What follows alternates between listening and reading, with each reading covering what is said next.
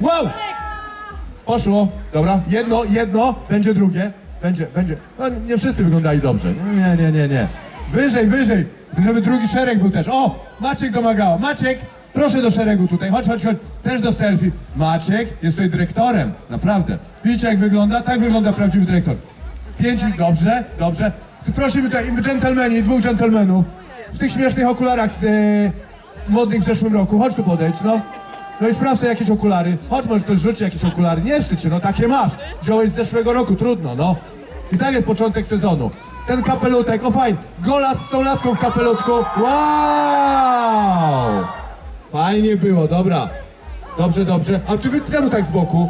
Później dzieci będą narzekały, że nie były na selfie wersji. Chodźcie, podejdźcie jeszcze, dziewczyny robimy jeszcze. Wy podejdźcie. No, panieneczki, proszę bardzo. O, tak przeczesał się, wygląda jak Ronaldo, nie? Ajajaj, dobrze. Włosy na żel. Bo ja jestem napazdana. Bardzo proszę, chodźcie bliżej do zdjęcia. O, proszę, było.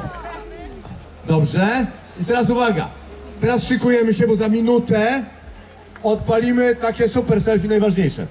Dobra? Słuchaj, to chyba film. To był film, naprawdę. Ale poszło dobrze. Okej.